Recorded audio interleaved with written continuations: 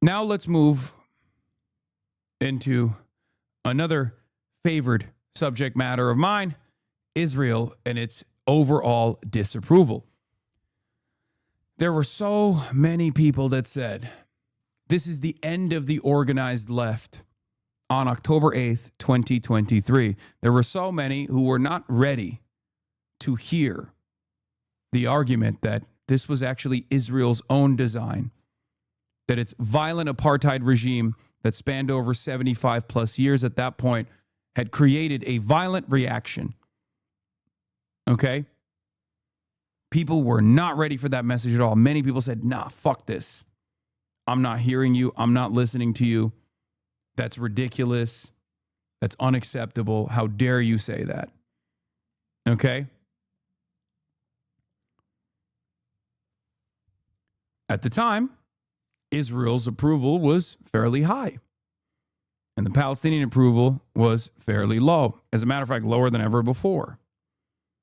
But very quickly, people realized that the violence that was unfolding in the region was something they could not look away from. Violence that we were contributing to with our tax dollars. Violence that we were contributing to with our policymakers and their lack of interest in correcting the record, their lack of interest in stopping Israel from doing this. Joe Biden went to Israel and gave a bear hug to Benjamin Netanyahu, and the bear hug strategy started. But because of the lack of options for Palestinians that could only show the rest of the world what they were going through, and because of the steadfast nature of the activist left that already knew what the reality looked like and already knew what was coming, okay, a lot of people kept pushing. People like myself, people like yourselves, we kept pushing.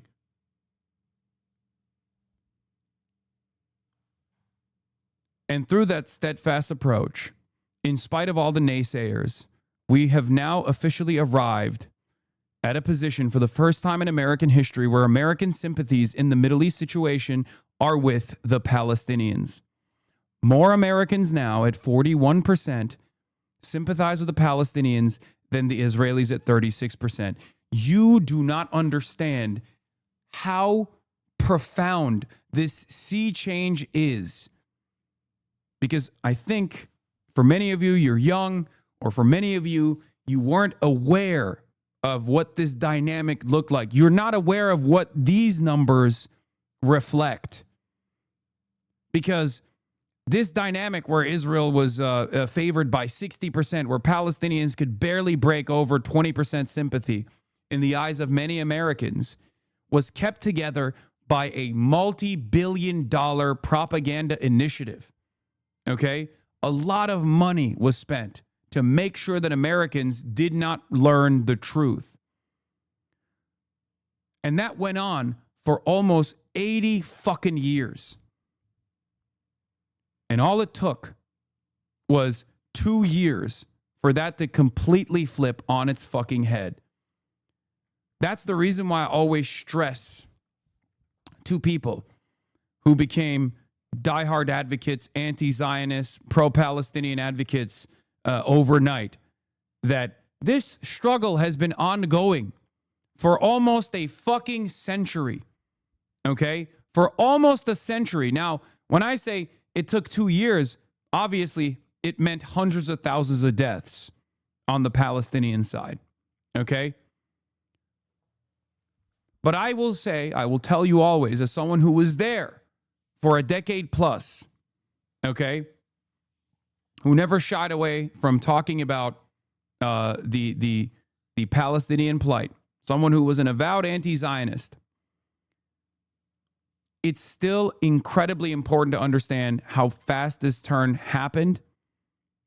And it's still incredibly important to lean into that, to build confidence in your advocacy, to build confidence in your worldview, because it turns out if you are disciplined and you lean into the truth, you can actually put a dent in one of the most sophisticated and most pervasive propaganda machines that has ever existed. Do you understand? Because this didn't happen because there was a lot of moneyed interest on the pro-Palestinian advocacy side. This only happened because people were like, This is fucking wrong. And I will do everything in my power to educate those around me. I will do everything in my power to pull them, to get them to also to go outside, to get them to also protest. I will go to jail if it's necessary. I will get yelled at. I will be doxxed. I will be harassed. I will be swatted, but it doesn't fucking matter because this is the truth. You have to lean into the small victories that you get along the way to maintain your revolutionary optimism. This is what I always stress.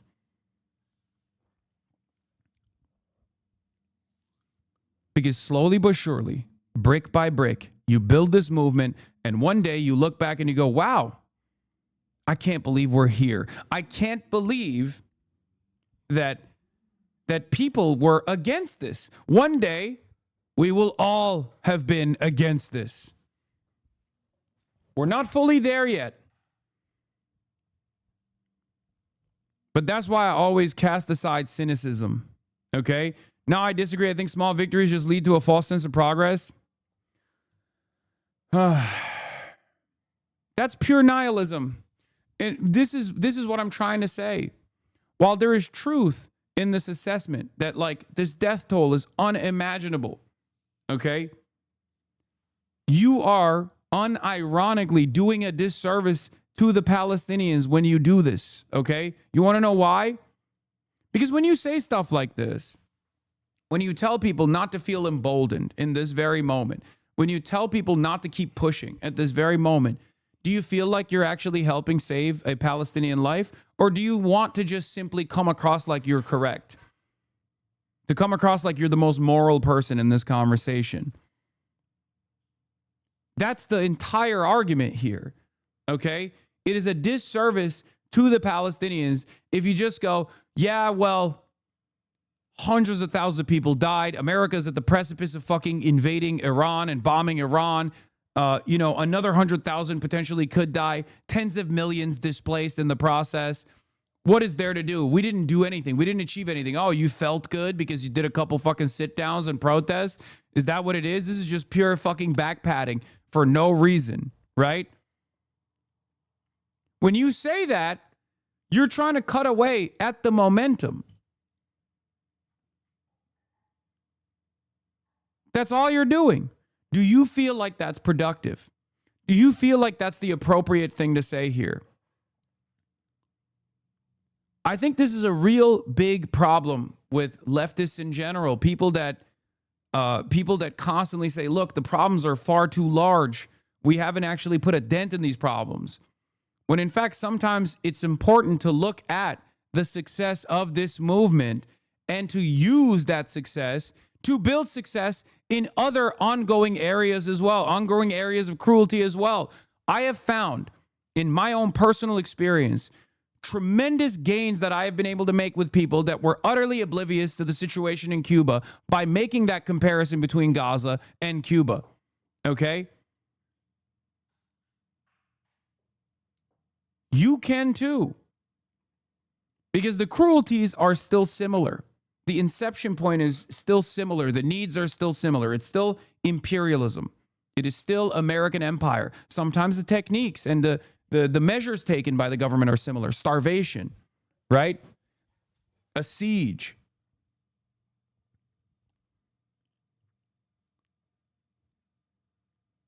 You can convince people that are naysayers, that did not believe, by reminding them how they probably also didn't believe that the Palestinian movement would ever have any motion whatsoever in this fucking country 3 years ago. Remind them of where they were and what the mental blocks that they had that caused them to think, oh, this is scary. These are scary Muslims that went and did barbaric raping and pillaging on October 7. We got to stop talking about them. Why would you ever defend them? That's crazy. Because there were plenty of people that felt that way on October 7, 2023. Plenty of people that felt that way even in 2024. Plenty of people that felt that way in 2025.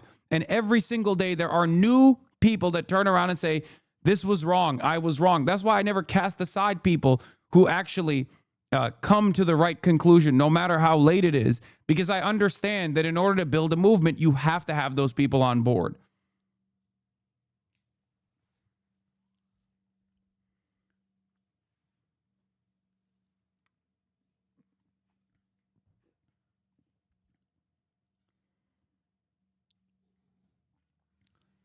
I took a deep dive into Zohar Mamdani's numbers. I'm not sure if the people realize this. Yeah, Lakshay Jain, another one of these like centrist pollsters.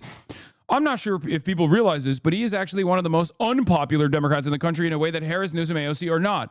And it's not even all that close per our new poll. These people are monsters, even if they don't realize it, okay? They're monsters that try to stop progress from happening because they unfortunately lack the imagination. They also lack the backbone. They have no moral foundation for their worldview. They're simply going along with the winds. And that's why they always fucking lose. Either they lose to the reactionary forces that do have a vision, no matter how negative that vision is, or in this circumstance, hopefully, if we succeed, they will lose to a vision in the affirmative by a left flank movement that centers the working class in their politics, in their policy, in their agenda, in the future that they want to build. So it's up to you. Will you stand idly? Will you stand by the side and go, I don't know, this is not moving the needle fast enough for my taste? Or will you become a part of this movement?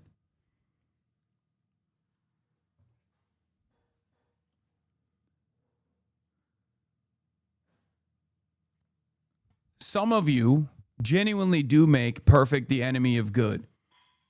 And you don't realize that you yourself, through that cynicism, are also creating hurdles for progress to happen.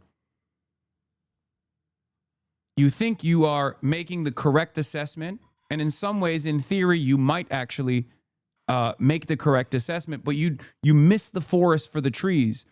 You miss the small progress that is necessary to make that big leap, okay? Revolution doesn't happen spontaneously. It requires diligence. It requires a steadfast approach. It requires messaging discipline. It requires organizational discipline. You can either be a hanger-on that comes in at the last moment and say, I was there all along, and feel like you played a role in this, or you can actually be the person that genuinely plays a role in it. I don't know. I just feel very, very hopeful right now, and I hope it's not cut away by some devastating defeats that come later down the line. But as someone, look, as someone who's been at this for quite a while, it's hard for me not to maintain optimism at this moment. And I'll tell you what I tell people all the time. I'm a leftist. And one thing that I am very good at is taking L's, okay? If you are a socialist, if you're an anti-capitalist living in the imperial core, you have always experienced hardship and taking L's over and over and over again, okay? And the faster you overcome that fear of taking an L, or the faster you overcome the feelings that you feel in that moment of loss, whether it be Bernie Sanders in 2016, or whether it be the aftermath of the Nevada caucus in 2020. You take your licks and you keep your head down and you keep pushing. Okay? You don't take for granted the inevitability of progress. You make it happen. Okay? The faster you can recover from your defeats, the more dynamic you are, the more you learn from those defeats, the better it will be. The easier it will be for you to develop success in the future.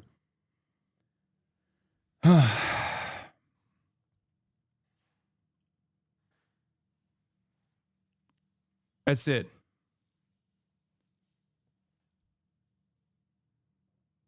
For the first time, the lines have crossed. Change is coming, folks. This was a decade ago. Growing share of liberal Democrats sympathize more with the Palestinians than in Israel. Now, liberal, but that's not even the entirety of the Democrats. That's liberal Democrats versus conservative and moderate Democrats, right? Now the entirety of the Democratic Party is 80% on the side of Palestinians.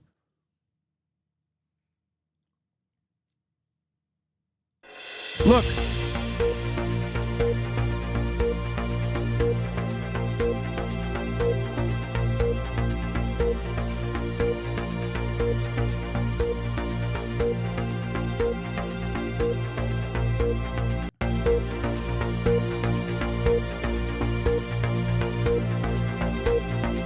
Okay, I have a better song for this, bro. I think we're gonna run this poll back, but with a better song, because that's not very good. That's not very good audio here.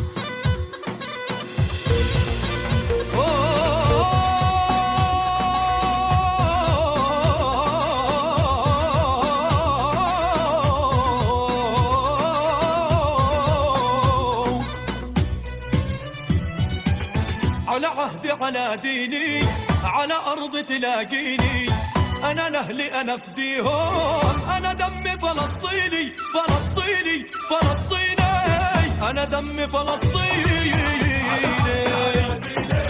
على أرض تلاقيني أنا لأهلي أنا فديهم والله أنا دمي فلسطيني فلسطيني فلسطيني أنا دمي فلسطيني.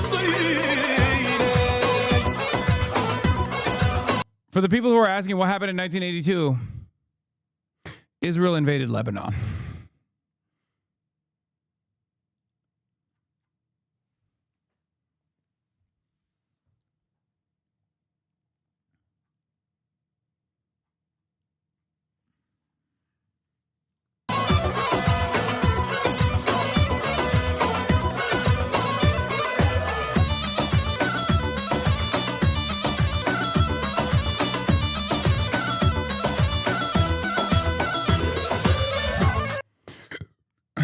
A plurality of Americans sympathize more with Palestinians than with Israelis for the first time in Gallup polling history.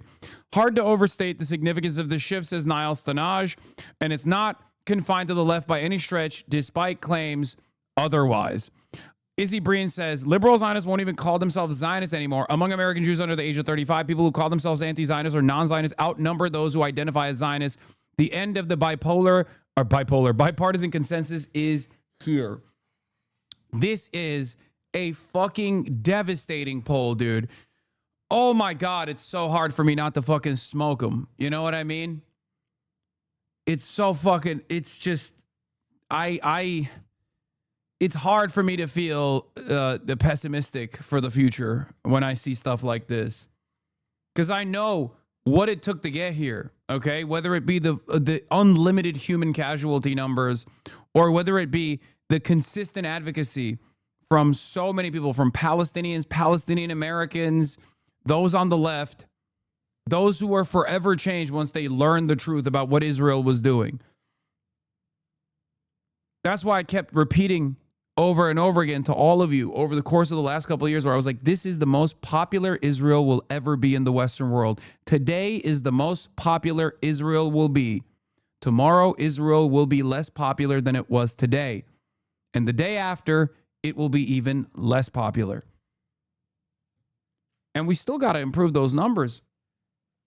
We still got to improve those numbers. It's not going to happen, right? It's not going to magically turn overnight. That's why I kept repeatedly telling people, like, woke 2 is not here, or the pendulum will not swing in the opposite direction out of nowhere. Yes, I've seen Egg Boy Iglesias on the tweet on the matter. Even beyond the tactical blunders is looking like it's over for pro-Israel politics once today's seniors pass along.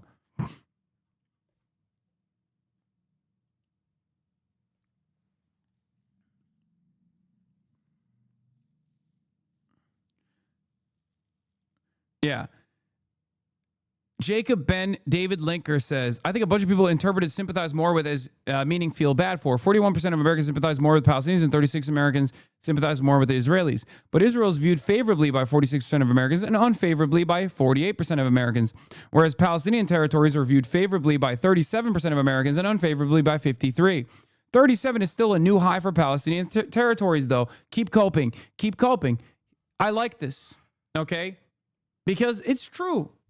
Our work is not complete. Our work is not done. Israel still gets to be this incredibly violent entity in the region, constantly doing death and destruction campaigns to its neighbors over and over again. We're going to keep pushing, you know? I'm not going to stop. So this kind of cope is good because it feeds back into the fervor necessary to keep up the momentum, okay? It's good.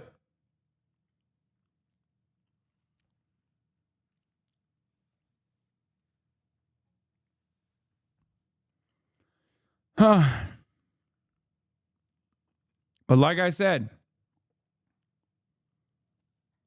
this is the most popular Israel will be.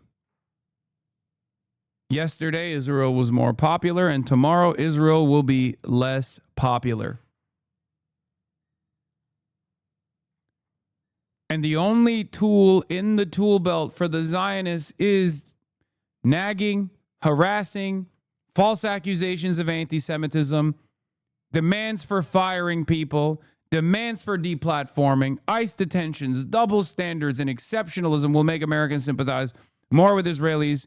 Again, maybe Israel killing more Americans with impunity and more pics of murdered Palestinians will help too. Pair that up with a war against a country with 93 million people in it at the behest of Israel. That certainly is going to be the cherry on top.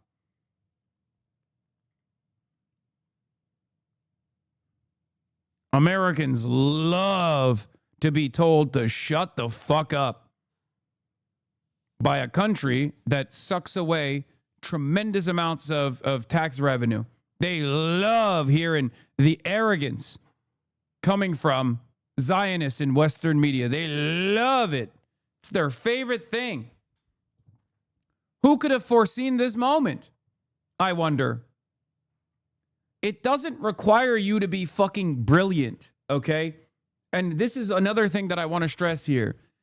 I'm not a particularly brilliant person, okay? I do not have the gift of prophecy. I just have a fucking backbone, and I recognize right from wrong, and I don't quit. And there are plenty of you in this community who are also the same. And that's the reason why this change happened, okay? Not because of just this community, but many other communities all around the fucking world. But that's it. That's fucking it. I'm stubborn. And I understand right from wrong. And I also maintain the belief in my fellow man that they too can also see right from wrong. They can be convinced. I don't give up on people, and neither should you. Okay? Hasan is Gavin confirmed.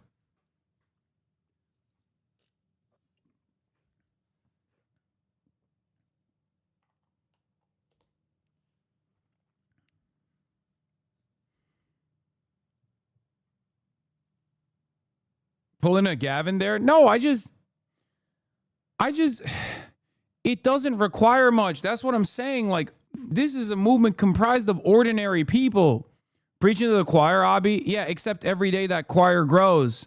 I don't know if you noticed that. That's the whole point. People say, oh, aren't you talking to people who aren't you preaching to the converted? It's like, really? Am I? Am I preaching to the converted? How many people in the United States of America would have self-identified as socialists or anti-imperialists or anti-fascists not that fucking long ago? You know? That's why I always laugh when journalists ask me, like, don't you feel like you're preaching to the choir? Don't you feel like you're preaching to the choir? I say, what choir? Was the choir there when I had fucking 35 people tuning in? Was there this, like, mass momentum of self-identifying Marxist-Leninists and socialists and communists alike that were just simply waiting for this opportunity? No. Every one of us, myself included, was a liberal at some point, or maybe even a reactionary at some point. No one is born. In some ways, everyone is born a socialist. If you look back at the first principles, if you look back at like wanting to share, sharing is caring, things like that. Man is a social animal. Of course, we all have that socialist dog in us. But that is ripped away from us early on because we are born into a capitalist system. We're born into a global capitalist world. And slowly but surely, we hyper-focus on the individuality.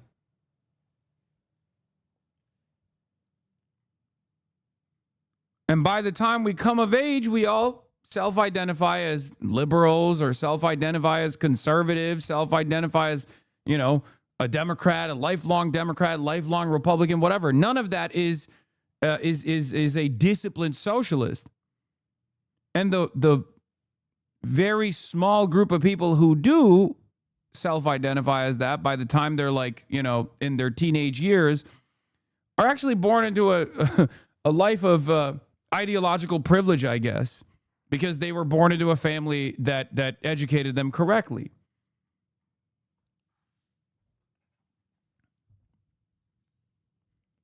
Just saying, you radicalized me 10 years ago, so I can tell you that there was not really a choir back then, but more of a boy band size of a group, Lamau. You've grown a massive community over the years, and that's not ending. Yes.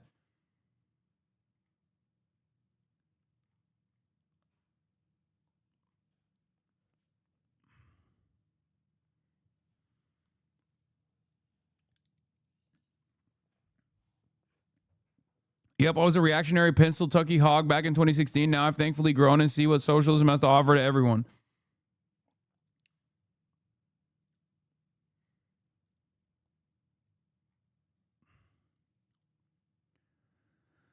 Zionism is not like the nationalism of a larger group with the population, resources, economic heft, theft, etc. That it allows it to not depend too much on the opinions of other people. That's why the century-old Israel lobby is such a central part of Zionist activity and practice. Exactly. In practice, Zionism has been completely dependent on other people, states, governments, sympathetic publics, etc. since its inception. There is no self-sufficient version of Zionism or Israel. Israel is currently on the path to figuring out this the hard way. Straight up. That's true. It's literally true. Israel would not exist if it wasn't for the Western world using it as a settler colonial apparatus to destabilize a resource-rich region. It's that simple. It would simply not exist. America was a settler colonial enterprise as well, but America is vast, and through domination, indigenous genocide, and through slavery, America was able to form a nation state on top of basically a fucking continent, okay? Israel doesn't have that. As the average Zionist will tell you immediately, Israel is tiny nation, size of New Jersey. What are you saying? We are so small. And it's true. Utterly devoid of resources. They will turn around and say, like, this is a fucking, prosperous nation. Look at what we've been able to build. You haven't built shit without unlimited fucking support from the Western world. And if that wasn't the case, they wouldn't constantly spend billions of fucking dollars in building one of the most sophisticated propaganda and influence peddling operations ever known in the Western world. It's that fucking simple. It's that simple. They would fuck off. They wouldn't be desperately trying to hold on to the evangelical Zionist base, for example, in the United States of America right now.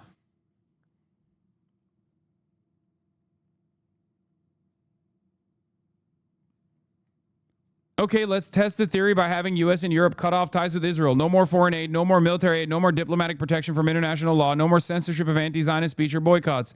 Let's see what happens. Oh, that would be the fucking day. The case for Zionism is that it's always been very dangerous for Jews to depend too much on the opinions of other people.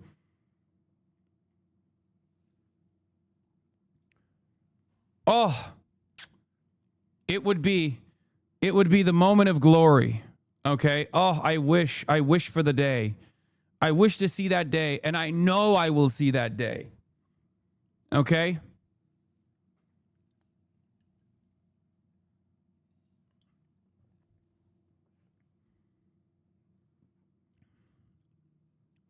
It's coming.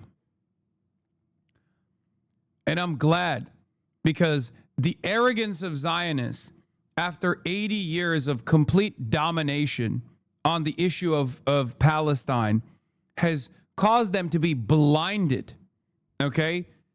It's become more insulated than ever before. No investment in influence peddling beyond what they've already done, beyond the successful initiatives. Successful initiatives that obviously relied heavily on the media being incredibly censored, or the media being State Department lackeys. So arrogant, so entitled, and that arrogance and that entitlement has led to their demise. I've said this over and over again. You are anti-American and anti-Western values. You are a parasite hidden in the grass. Bitch, I'm not hiding. I'm unbanning him. Hiding? Motherfucker. I wear this shit on my chest every day. Fuck you mean? What are you talking about when you say Western values? What part of Western values is supposed to be defense of apartheid? If that's Western values, then Western values need to change.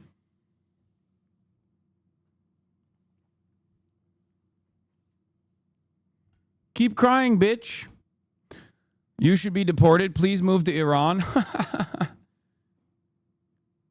Those are some of the good Western values that have allowed someone like myself to live here and to convince my fellow American citizens, as I am a part of that group, by the way, that there is a better alternative out there, one that actually does not take away their surplus labor value and offer it directly to the fucking capital overlords, but instead one that demands more for their own labor. And you can Asmongold Mogg you. Okay, buddy.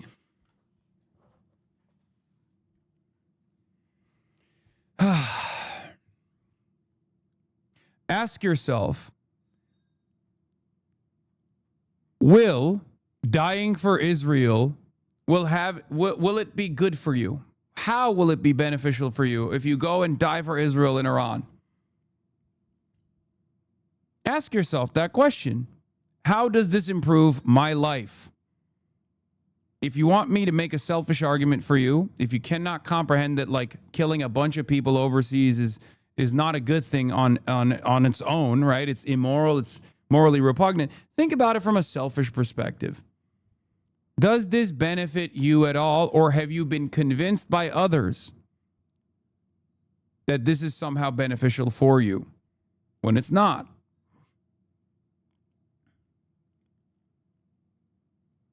Yeah, Asman won't look Hassan in the eye, and you're over here talking about fucking mogging.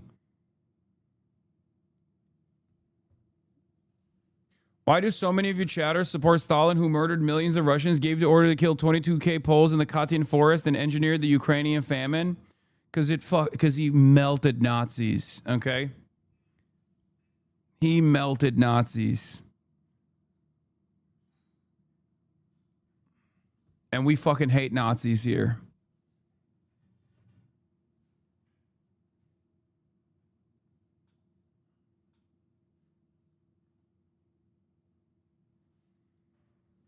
He was the great Nazi annihilator, and he also helmed a state that was an agrarian society being undermined by czarists as a bunch of uneducated peasants into one that was able to beat America to space, okay?